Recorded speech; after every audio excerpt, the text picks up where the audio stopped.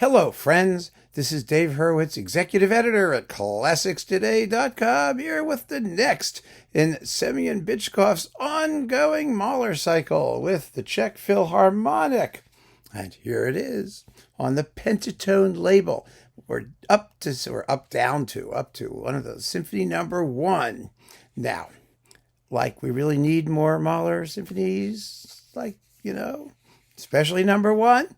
Well, my position on these things has always been that greatness is its own justification. And so far in this series, we've had one winner, number 4, one loser, number 5, and one that's kind of like meh, sort of in the middle, it's okay, number 2. So where does this one stack up?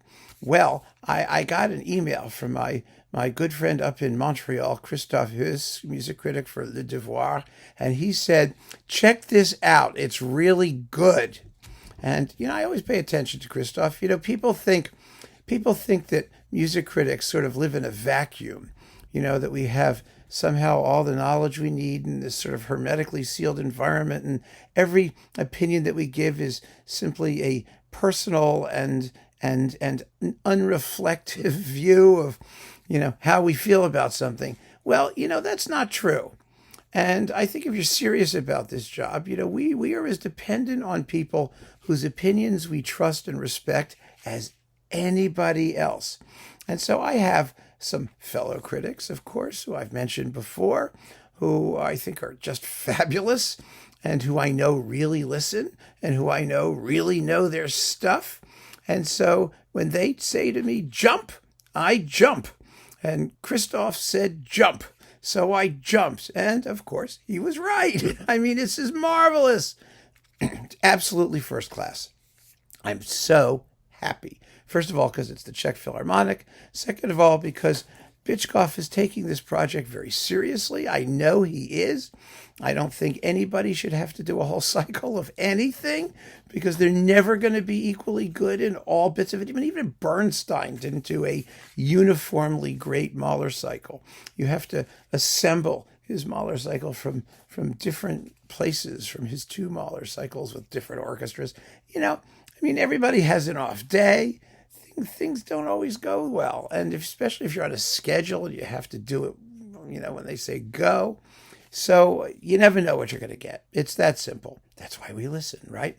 And this Mahler one is fantastic. Absolutely one of the best ones. It's great. It's just great.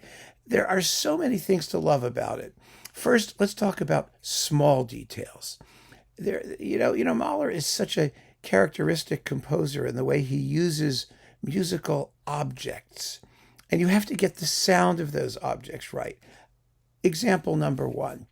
Maybe there's only one, but example number 1, the bird calls, the cuckoo calls.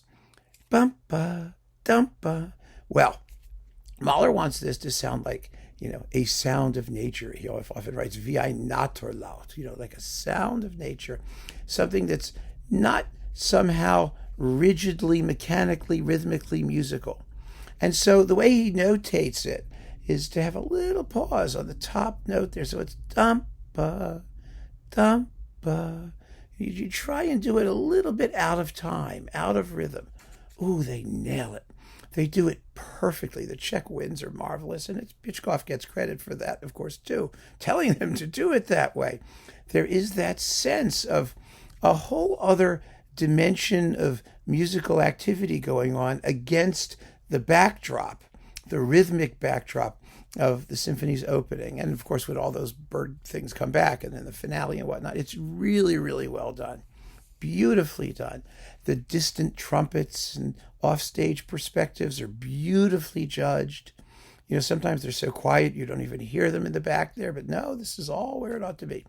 There's that fabulous episode in the development section. It's sort of a development section of the scherzo, the second half of the first A section with its drone basses. It's going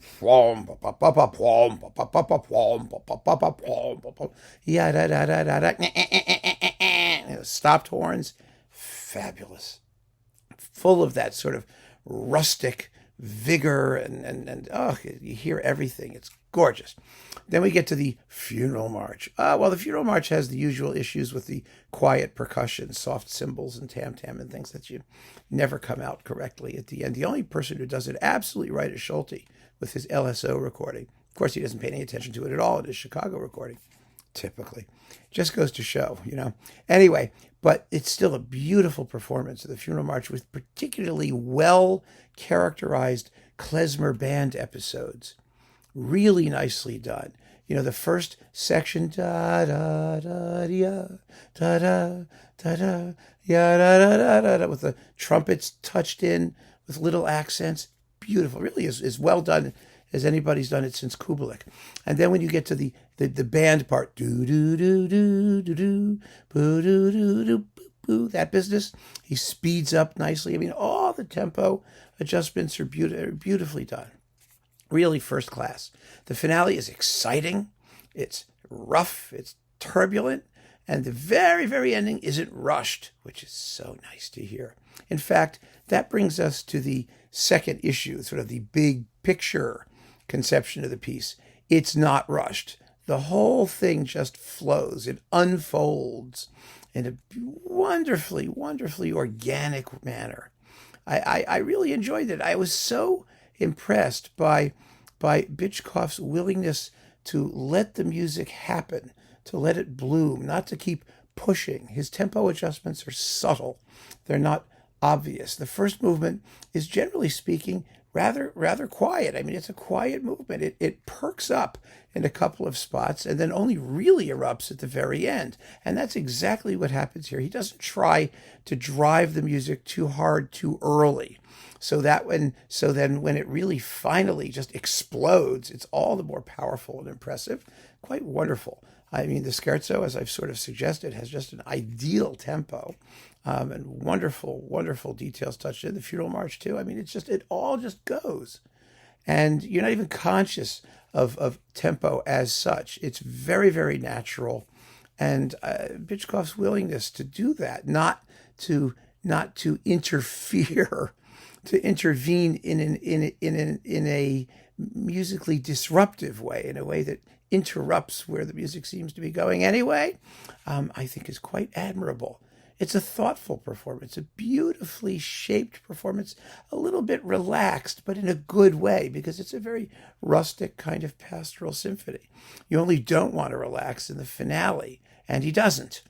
So first rate. And the only other thing I would mention is that, the very last note has some added timpani and bass drum. Usually they do these days. Everybody does it. Mahler doesn't write anything on that last octave is bum, bum, without any percussion at all. But of course, even Bernstein added a timpani like bum, boom, to give it a little extra oomph. I feel about that the way I do about Tchaikovsky's endings. I think you should always play them the way Mahler wrote them. Although I can't be sure. I mean, I have like the latest critical editions, that there isn't some sort of amendation somewhere that justifies that. But I like that original, where the percussion cuts off, pum, and then that last note it's humorous. It adds a little bit of jollity to that ending, I think. But it doesn't really matter. This is terrific, wonderfully recorded, really the best probably in this series so far. I mean, there's only been 4 entries. The 4th was very, very good. So I'm really, really happy with this. But now we've done 1, 2, 4, and 5. And we've got some big guns coming up. And we'll have to wait and see what happens. I'm very, very curious. We know that Bychkov has the ability to do it. The only question is whether he will, or he has the ability to do it in each symphony, and they'll catch him on the day, and everybody will be on point. Who knows? At least it's something to look forward to, I have to say. Good job all around. So keep on listening, friends. Thanks for joining me. Take care.